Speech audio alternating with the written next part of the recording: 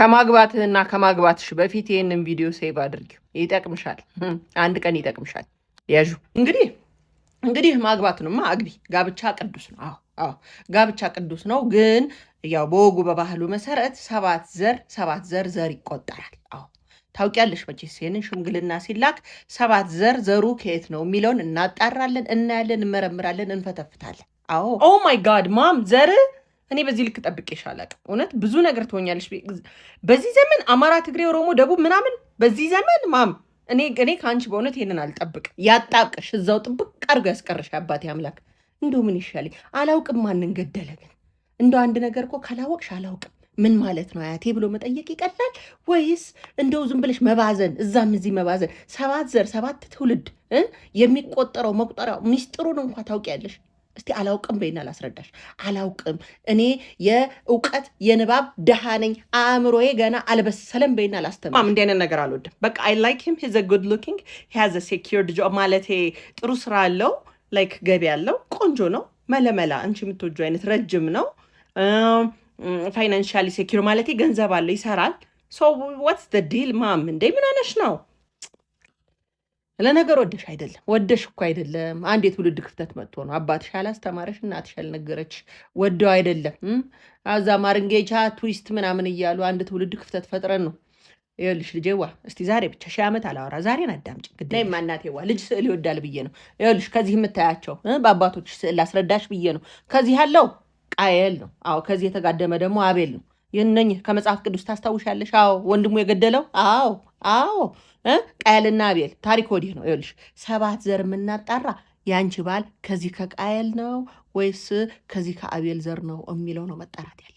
አይገባሽም? ቆይ ልቀጥ እንግዲህ ብለሽ አዳምጪ፣ አትለፍልፊብኝ ወደዛ። ልጄዋ ይኸውልሽ ከአዳም በኋላ የሰው ልጆች ዘር በሁለት መስመር ተከፍለው ነበር። አዎ አንዱ የሴት ወይም የአቤል ምትክ የሆነችው የሴት ይባላል። በመጽሐፍ ቅዱስን ብትሄጂ የእግዚአብሔር ልጆች ተብሎ ነው የሚጠሩ። አዎ ደግ ፈራሃ እግዚአብሔር ያላቸው በቅድስና የሚኖሩ አዎ በኤርሞን ተራራ ላይ የሚኖሩት ተብሎ በመጽሐፍ የተጠቀሱት እነሱ ማለት ናቸው። አዎ የቃየል ዘሮች ደግሞ የሰው ልጆች ተብሎ የሚጠሩት በመጽሐፍ ቅዱሱ አዎ አመፀኞች፣ በዝሙት በግድያ በነውር የተሰማሩት እነሱ ናቸው። ወዲህ በይ እንግዲህ እኔ ከየትም አላመጣሁ ከቅዱሱ መጽሐፍ ከአባቶችሽ ነው ያመጣሁት። አባቶች እንዳሉት ውድቀት የመጣው የሴት ዘሮች ወይም የአቤል ዘሮች የቃየልን ዘሮች ባዩና በውበታቸው ተማርከው በዝምድና በጋብቻ በፈጸሙ ጊዜ ነበር። ዘር አይቀላቀልም። ይኸውልሽ ቆይማ ልመጣልሽ ነው እንግዲህ ማዳምጪ።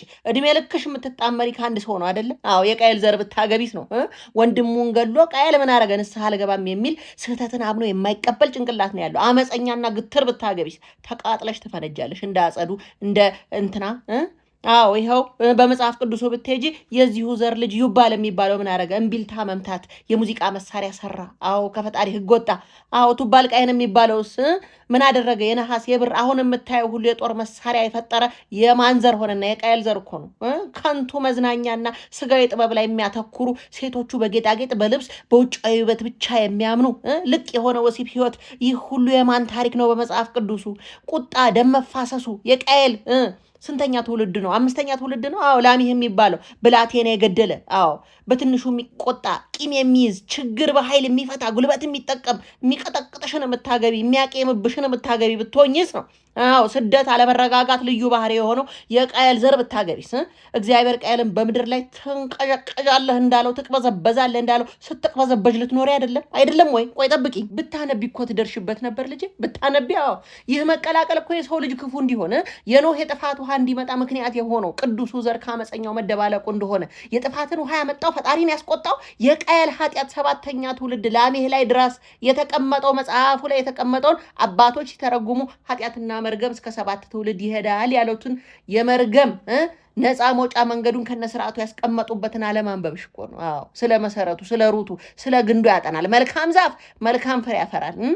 አንቺ አንድ እሱን አይደለም የምታገቢው። እሺ የምታገቢው ብዙ ነው። የደም ትስስር ነው። ከማጋ ነው የምትተሳሰሪ ልጄ? በይማ ንገሪኝ እስቲ።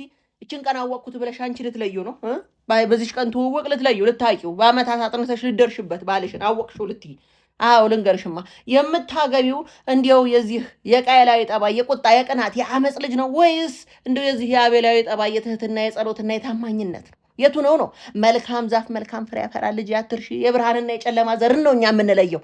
የቃየል መርገም ነው ያለበት ወይስ የዘር ንጽህና?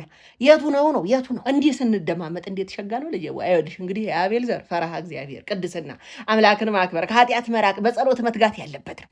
ትእዛዝ እግዚአብሔርን ማክበር። መጽሐፍ ቅዱስ የእግዚአብሔር ልጆች የተባሉ እነሱ ናቸው። እነሱን መምረጥ ነው ዋናው። አዎ መንፈሳዊ እውቀት ባለቤት የሆነው ሞትን ሳይነካው ያለፈውን ሄኖክን ብታይ በዚህ የዘር መስመር ያለፈ ነው። አረ እነ ማቱሳላ እነ ያሬድ እነ ሄኖክ ረጅም ዕድሜ የተሰጡ ባለጸጋዎች በሙሉ በዚህ ዘር የመጡ ናቸው። ቅዱስ ዘር ተበከለ አልተበከለ ወይ ነው ሽማግሌ የሚላከው። ለዚህ ነው እናቴዋ ከቃየል ዘር ቢጋባ የቃየል ቁጣ ቂምና አመፅ ወደ ቅዱስ ቤተሰብ ይገባል ነው የምልሽ። አሁንስ ገባሽ? የበረከት መጥፋት ጨለማ ከብርሃን ህብረት የላቸውም የሚባል ለዚህ ነው። የሁለቱ ዘሮች ታሪክ በመጽሐፈ ሄኖክ በመጽሐፈ ኩፋሌ በዝርዝር ተቀምጧል። ገብቶሻል ወይ ነው የምታገቢው ሰው ገብቶሻል ወይ? አንቺን እኮ ነው የምጠይቅሽ። እሺ አንተን ነው የምጠይቅ። የምታገባውን ሰው አውቀዋል? የማን ዘር ነው?